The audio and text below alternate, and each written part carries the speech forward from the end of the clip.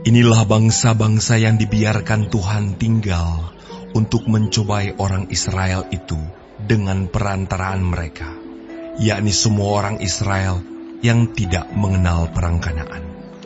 Maksudnya hanyalah supaya keturunan-keturunan orang Israel yang tidak mengenal perang yang sudah-sudah dilatih berperang oleh Tuhan. Yang tinggal ialah kelima raja kota orang Filistin, dan semua orang Kanaan, orang Sidon, dan orang Hewi yang mendiami pegunungan Libanon, dari gunung Baal Hermon sampai ke jalan yang menuju ke Hamat. Mereka itu ada di sana, supaya ia mencobai orang Israel dengan perantaraan mereka untuk mengetahui apakah mereka mendengarkan perintah yang diberikan Tuhan kepada nenek moyang mereka dengan perantaraan Musa. Demikianlah orang Israel itu diam di tengah-tengah orang Kanaan, orang Het, orang Amori, orang Feris, orang Hewi, dan orang Yebus. Mereka mengambil anak-anak perempuan, orang-orang itu menjadi istri mereka, dan memberikan anak-anak perempuan mereka kepada anak-anak lelaki orang-orang itu, serta beribadah kepada Allah orang-orang itu. Orang Israel melakukan apa yang jahat di mata Tuhan.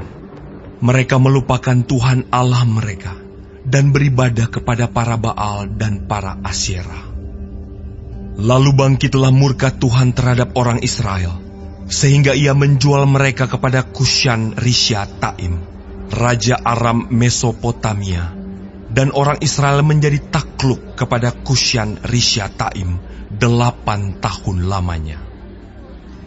Lalu berserulah orang Israel kepada Tuhan, maka Tuhan membangkitkan seorang penyelamat bagi orang Israel, yakni Otniel, anak Kenas, adik Kaleb. Roh Tuhan menghinggapi dia, dan ia menghakimi orang Israel. Ia maju berperang, lalu Tuhan menyerahkan Kushan Rishyataim, raja Aram, ke dalam tangannya, sehingga ia mengalahkan Kushan Rishyataim. Lalu amanlah negeri itu 40 tahun lamanya. Kemudian matilah Otniel anak Kenas. Tetapi orang Israel melakukan pula apa yang jahat di mata Tuhan. Lalu Eglon raja Moab diberi Tuhan kuasa atas orang Israel, oleh sebab mereka telah melakukan apa yang jahat di mata Tuhan. Raja ini mengajak Bani Amon dan Bani Amalek menjadi sekutunya. Lalu majulah ia dan memukul orang Israel kalah. Kota pohon korma diduduki mereka. 18 tahun lamanya orang Israel menjadi takluk kepada Eglon, raja Moab. Lalu orang Israel berseru kepada Tuhan, maka Tuhan membangkitkan bagi mereka seorang penyelamat, yakni Ehud, anak Gera, orang Benyamin, seorang yang kidal. Dengan perantaraannya, orang Israel biasa mengirimkan upeti kepada Eglon, raja Moab. Dan Ehud membuat pedang yang bermata dua, yang panjangnya hampir sehasta. Disandangnyalah itu di bawah pakaiannya, pada pangkal paha kanannya.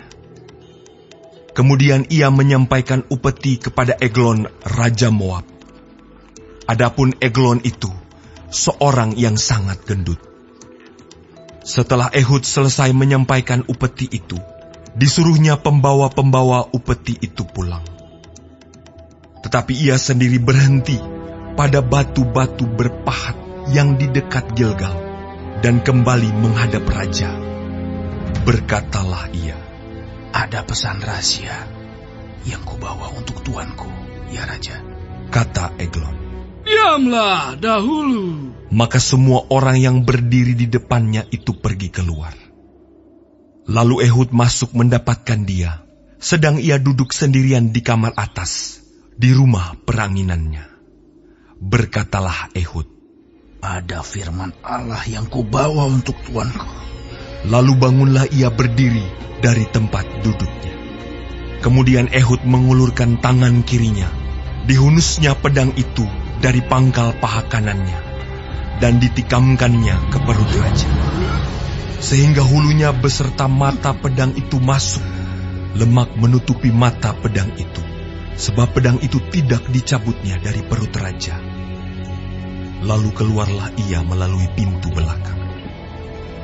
Demikianlah Ehud sampai ke serambi. Pintu kamar atas itu ditutup dan dikuncinya setelah ia keluar. Baru saja ia keluar, datanglah hamba-hamba raja melihat, tetapi pintu kamar atas itu terkunci. Lalu berkatalah mereka, tentulah ia membuang air di kamar rumah peranginan itu. Lalu mereka menunggu-nunggu sampai menjadi bingung. Tetapi raja tidak membuka pintu kamar atas itu. Kemudian mereka mengambil kunci, membuka pintu. Maka tampaklah tuan mereka mati tergeletak di lantai. Sedang mereka berlambat-lambat, Ehud meloloskan diri. Ia lewat dari batu-batu berpahat dan meloloskan diri ke arah Seir. Setelah ia sampai ke sana, ditiupnyalah sangkakala di pegunungan Efraim. Lalu turunlah orang Israel bersama-sama dengan dia dari pegunungan itu, dan ia sendiri di depan. Berkatalah ia kepada mereka, ikutlah aku, sebab Tuhan telah menyerahkan musuhmu, orang-orang Moab itu, ke dalam tanganmu. Maka turunlah mereka mengikuti dia. Lalu mereka merebut tempat penyeberangan sungai Yordan ke Moab, dan tidak seorang pun dibiarkan mereka menyeberang. Pada waktu itu, mereka menewaskan kira-kira 10.000 orang dari Moab. Semuanya orang yang tegap dan tangkas. Seorang pun tidak ada yang lolos. Demikianlah pada hari itu, Moab ditundukkan oleh Israel.